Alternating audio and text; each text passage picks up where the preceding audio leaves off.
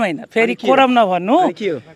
जनतालाई लाग्नु पर्यो नि हाम्रो नेता हाम्रो मन्त्री एकदम कन्सियस हुनुहुन्छ दुःख बुझ्नु भएछ एकदमै बुझेछ आउनु भएछ हैन अब धेरै कुरा हुन्छ धेरै टेक्निकल चीज हो अब बनेको पनि अब ठेकेदारको कमी कमजोरले गर्दा टुट्यो हैन त्यो हाम्रो गल्ती अब मन्त्रीको सरकारको गल्ती हैन अब के बोले हैन कहीँ पनि मन्त्री सरकारको त म दोषै दिदिन हैन सब चाहिँ यो बनलाई के अरे 82-83 को बजेटमा यो बनाउनु पनि पर्छ जुनसुकै पार्टीको सरकार होस् जुनसुकै मन्त्री होस् यो अति आवश्यक हो यो खाली भिजिट गरेर पनि हुँदैन किनभने योभन्दा अगाडि नारायण काजी श्रेष्ठज्यूले पनि भिजिट गर्नुभएको छ सरकारको अन्य मन्त्रीज्यूहरूले पनि पटक पटक यो पुल भिजिट गर्नुहुन्छ प्रधानमन्त्रीज्यू पनि अस्ति हेलिकप्टरबाट आउनु गजब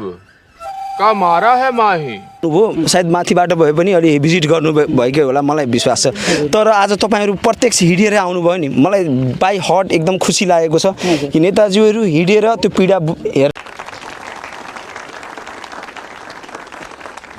आउनु भएको छ यसरी नै हेर्ने भिजिट गर्ने अनि नेताजीहरूलाई माला लगाइदिने यहाँका जनताहरूलाई अब कस्तो भइसकेको छ भने आज गृहमन्त्रीज्यू आउनु भएको छ अब नेक्स्ट टाइम कुन नेता आउँछ माला तयार राखौँ यो पुल चाहिँ बन्दैन यस्तो छ माला गम्छा हाम्रो संस्कृति हो संस्कार हो सम्मान हो बुझ्नुभयो हामी पहिला सम्मान गर्नु पर्यो नि त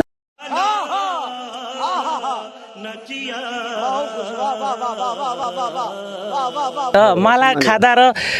गम्छाले केही पनि हुँदैन हैन तर एउटा जनताको आस्था प्रेम संस्कार हो त्यसलाई तपाईहरु यसरी लिनु माला लगाएर गयो गम्छा लगाएर गयो गम्छा त हाम्रो संस्कार हो नि माला संस्कार फूल त्यो लगायो त्यो माला गम्छा संस्कार भन्दा पनि जनताको विश्वास हो सुन्न मजा आया और मैं ये जो मजा है हिन्दुस्तान के हर व्यक्ति को देना चाहता हूं विश्वास पनि हो त्यही त आस्था भनेको विश्वासै त हो नि अनि त्यो नगरेपछि मन्त्रीहरुलाई केही पनि हुँदैन हैन मन्त्रीज्यूले अहिले मैले 2-3 वटा प्रश्नहरु सोधे जसरी गृहमन्त्रीज्यूको अहिले अध्यागमनवाला विषय व्यापक चर्चाको विषय छ देशभरि अध्यागमनबाट गृहमन्त्रीज्यू ठुलै रकम खानुभयो यताउति मैले त्यो विषय हैन त्यो चाहिँ छोड्नु यो अहिले कमला पुलको कुरा गरौँ